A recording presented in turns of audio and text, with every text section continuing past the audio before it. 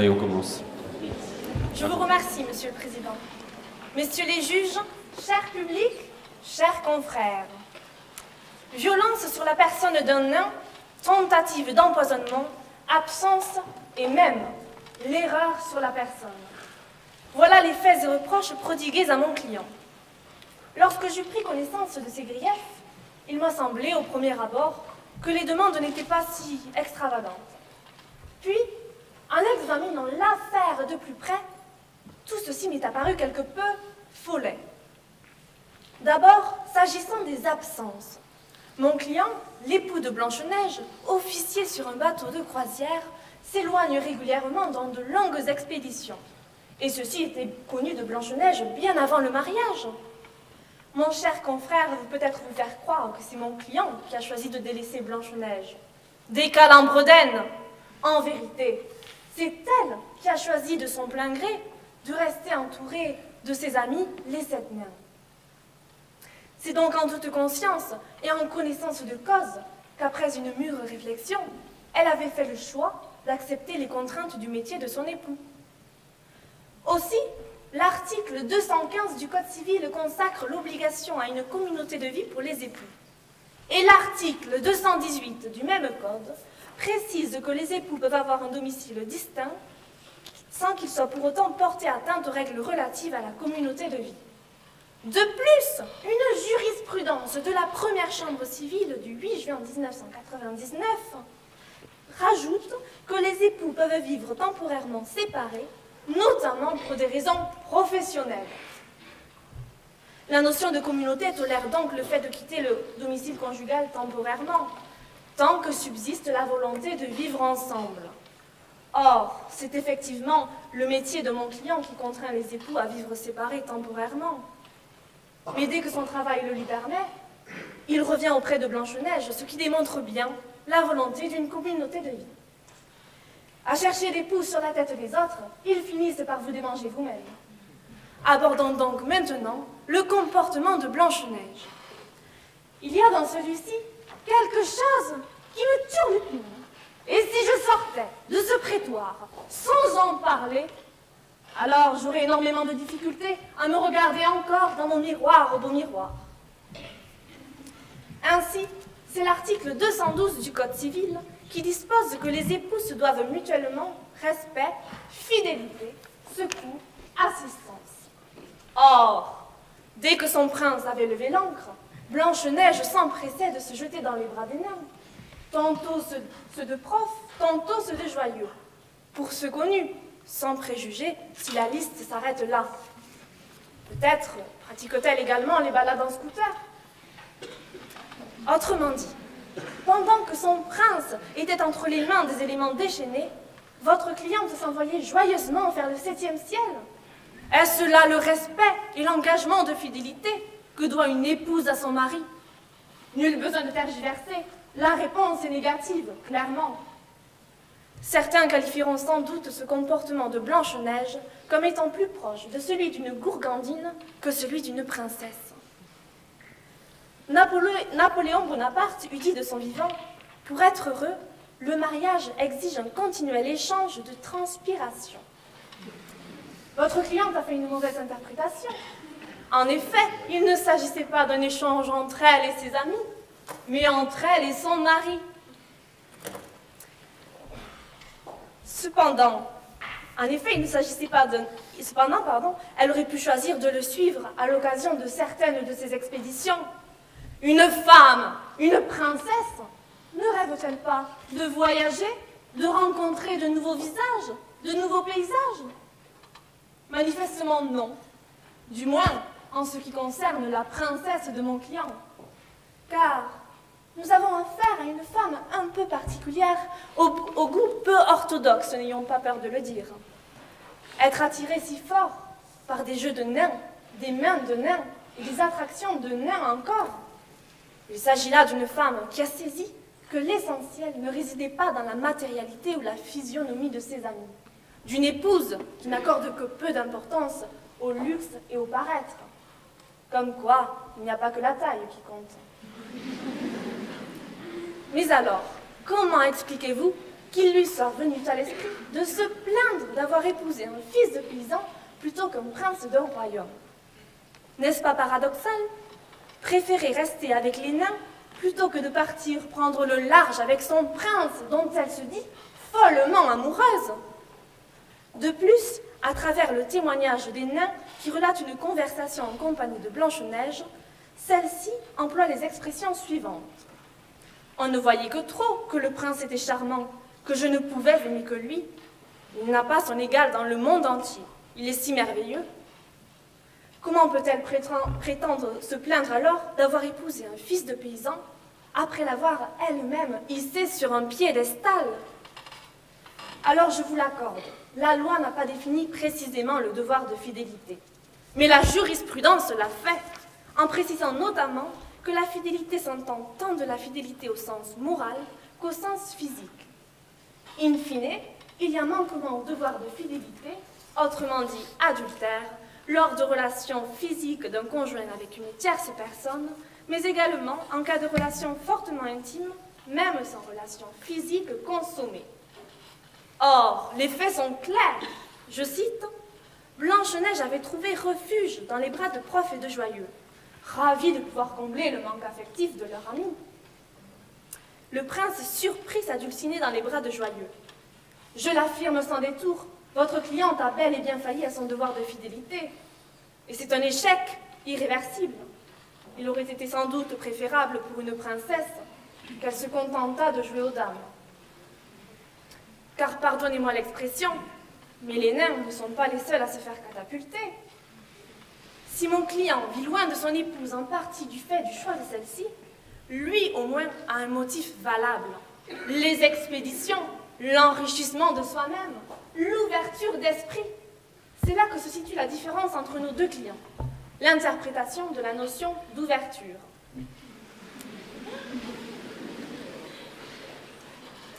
Dans pareille situation, celle d'une femme qui préfère rester sur terre plutôt qu'en mer pour s'envoyer en l'air, Sacha Guitry aurait dit « Je connaissais une jeune femme très vertueuse.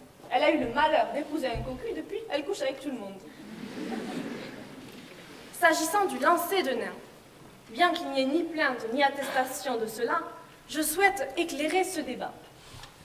Il est reproché à mon client d'avoir projeté violemment le nain joyeux hors du domicile conjugal, par-dessus les douves du château, et non à travers les douves du château, mon cher confrère, lieu de l'infamie. Alors là, on atteint le summum de l'absurdité. Car ces fameux nains ont ouvert un parc d'attractions dans lequel le numéro phare consistait à catapulter l'un d'entre eux. Certes, le nain n'a pas été catapulté dans l'attraction elle-même, mais seulement projeté en l'air. Mais il faudrait savoir, ils veulent s'envoyer en l'air ou ils ne le veulent pas? Ne vous donnez pas la peine de m'apostropher avec l'arrêt commune de Morsan-sur-Orge du 27 octobre 1995. Pour ceux qui ont oublié leur seconde année de droit aussi vite qu'ils sont partis en vacances, je vous en rapporte un bref résumé. Le maire de la commune de Morsan-sur-Orge avait interdit des spectacles de lancer de nains qui devaient se dérouler dans cette ville.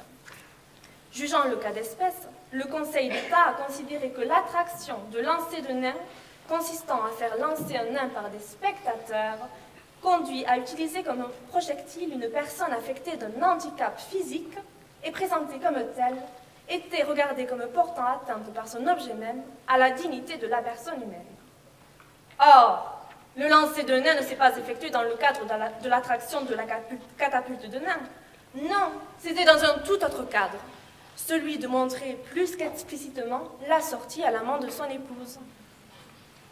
Et en l'expulsant du château, à contrario, mon client n'a pas déconsidéré ce nain, puisqu'il l'a considéré comme son égal.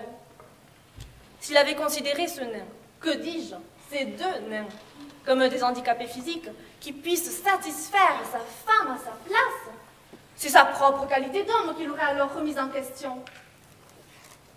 Or, en traitant ce nain de la sorte, peu chaleureusement, certes, c'est bien en tant qu'homme qu'il le considère. Et considérer, n'est-ce pas un peu respecté? De surcroît, il ne s'agissait pas d'un numéro, puisqu'une attraction est définie comme une distraction proposée à un public.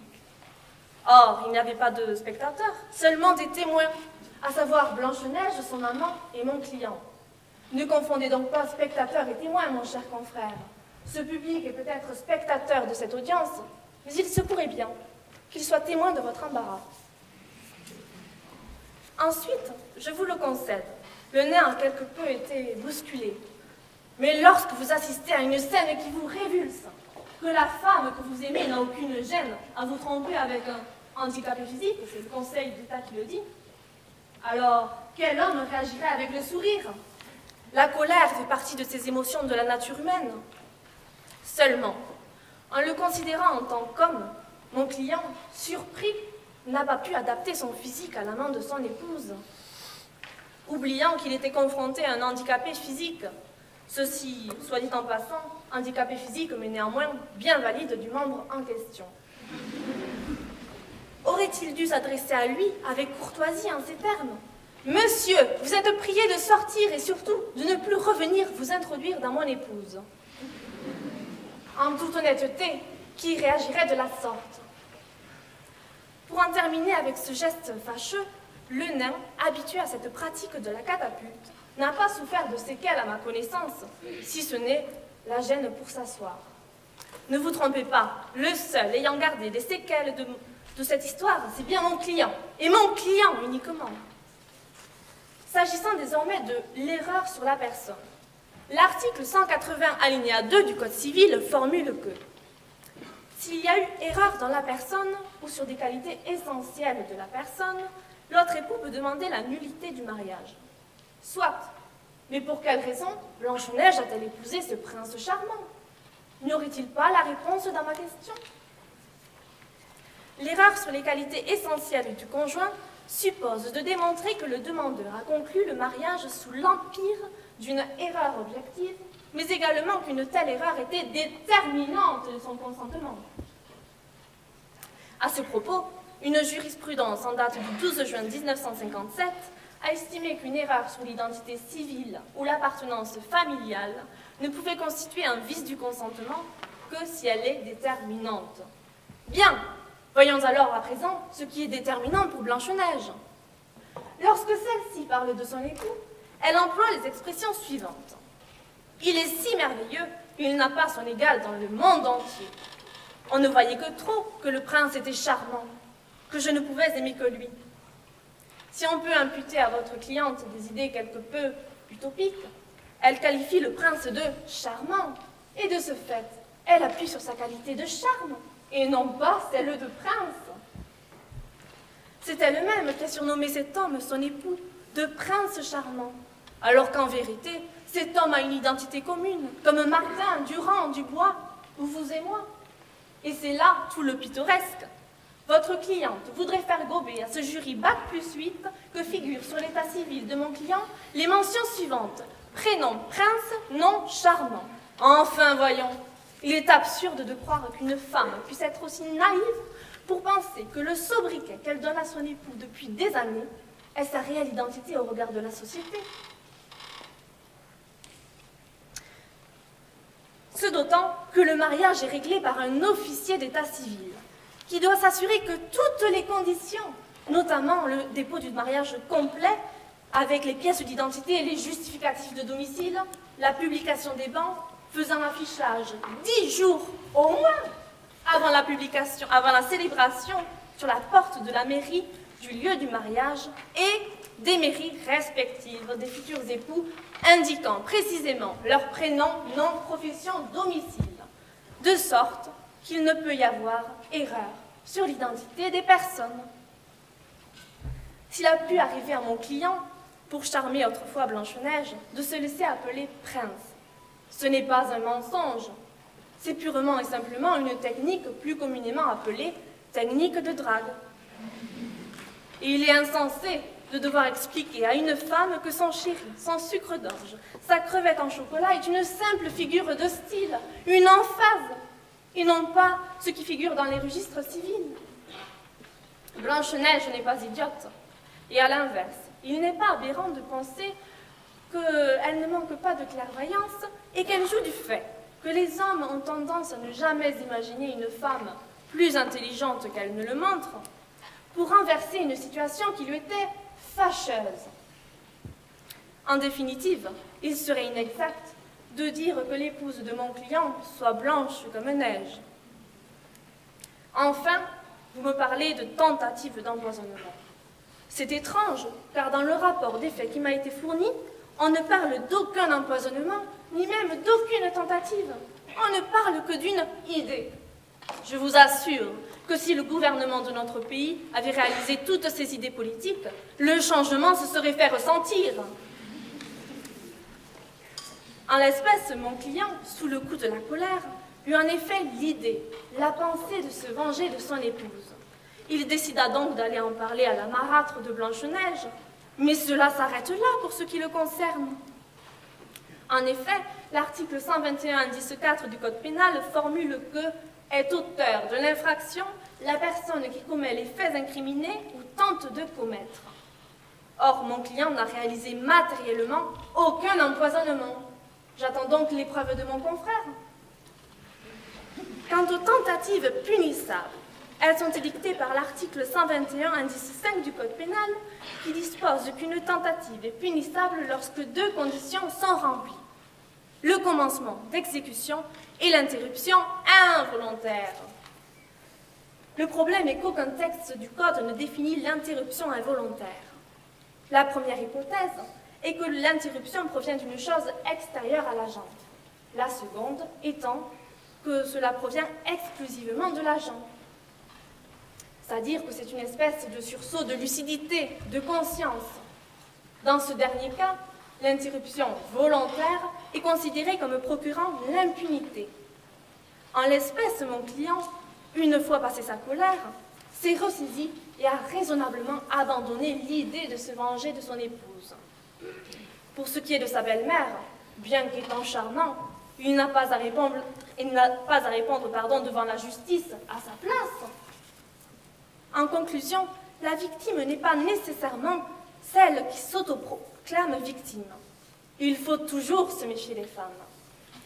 En effet, l'épouse de mon client n'a pas refusé de suivre celui-ci dans ses expéditions, mais elle a bel et bien choisi de rester auprès de ses compagnons de petite taille.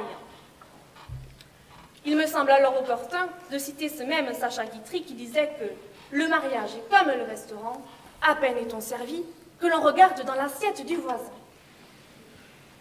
Aussi, étrangement, c'est consécutivement après que son époux ait découvert son infidélité qu'elle lui attribuera soudainement toute une série de reproches. Pourquoi a-t-elle attendu que son époux découvre sa tromperie pour faire entendre son mécontentement? Ne serait-ce pas là un moyen de vouloir fuir ses fautes et leurs conséquences et les reporter sur la faute sur autrui? Elle s'est empressée d'énumérer une liste de points négatifs calomnieux sur son mari, dans l'espoir que le jury oublierait sa propre faute. La faute la plus grave que l'on ait entendue durant cette audience, la violation de l'obligation de fidélité, qui est une obligation d'ordre public, ce qui par nature ne peut connaître de dérogation. Votre cliente, mon cher confrère, en y dérogeant, a suscité un enchaînement d'événements qui n'auraient pas eu lieu sans cette faute commise et répétée.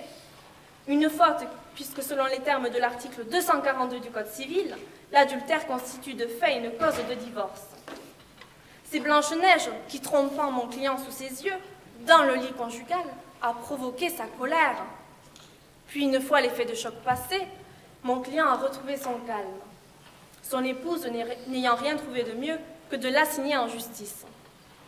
Et très justement, le philosophe Kant disait « Par le mariage, la femme devient libre, par lui, l'homme perd sa liberté. » En l'espèce, cette citation prend toute sa signification. En conséquence, il est demandé au tribunal de débouter Blanche-Neige de tous les motifs de demande et la condamner au paiement de la somme de 25 000 € à titre de dommages et intérêts en réparation du préjudice moral subi par mon client et de la condamner également à un montant de 15 000 € à titre de dommages et intérêts pour l'erreur calomnieuse et non avérée sur l'identité de mon client sur le fondement des articles 266 et 1382 du Code civil. Je vous remercie.